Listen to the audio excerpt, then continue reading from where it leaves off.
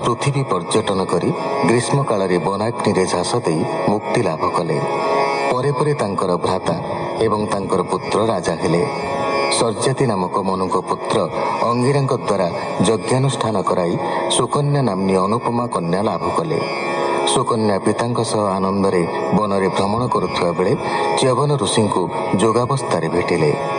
भृगुंक पुत्र च्यवन अनेक वर्ष जोगस्थ हो बसिबा फଳରେ बल्मीक कीट माने तांकर समग्र शरीर को ढांकी देइथिले। केवल तांकर चक्षु जुगल ज्योति भଳି प्रतीयमान हेउथिला।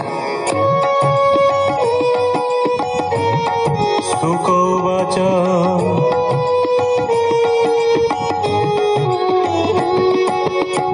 एत सुंदर ज्योति दिसे तेजे तिमिर बने नासे। हेमंत मने परिमाणी कंटक वृक्ष कंटाणी। सेबेनी ज्योति कला क्षत तक्षणे स्रविलार कत। बल्मीक मधे शुणी बहे धारा दिशई मुनि देहे।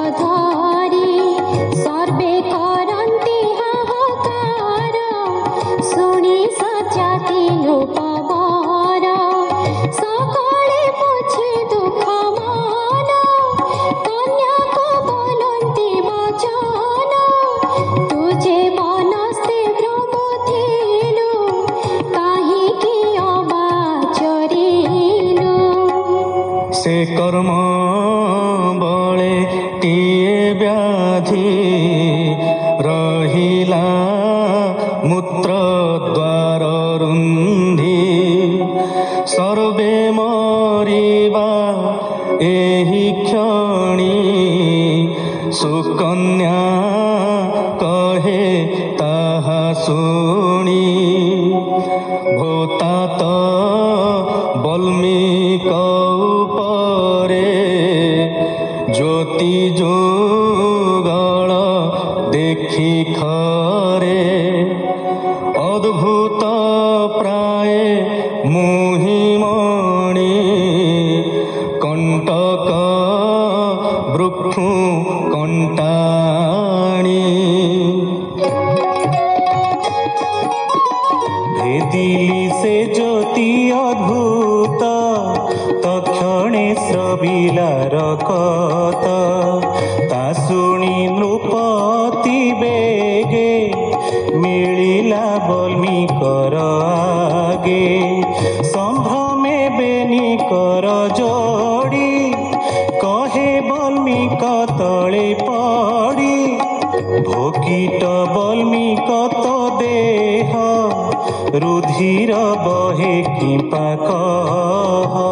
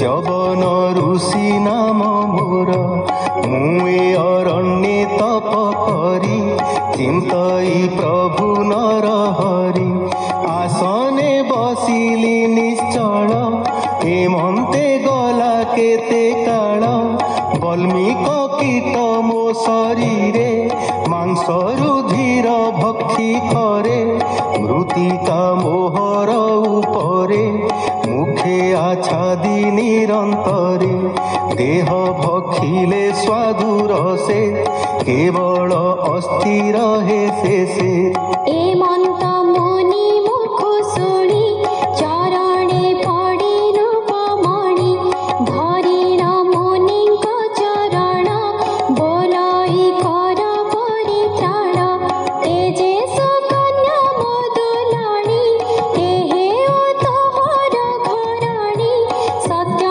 वचन मोहर तेथको साक्षी दिवाकर हेमंत राजा मुख शुणी जवन कहे मंजुबाणी ए जेबे सत्य वाक्य तोर श्रवु सकल मूत्रधर शुणी से च्यवन वचन फिटिला मूत्र निरोधन सर्वे लभिले परित्राण एबे हो परीक्षित शुण मुनिंकी कन्या दान करी राजा चलिला निज पुरी निज जनक संगे मिसी च्यवन महिमा प्रकाशी सुकन्या च्यवन समीपे खटई मन अनुरूपे नित्य कल्पित भिक्षाणी जे मिले शाक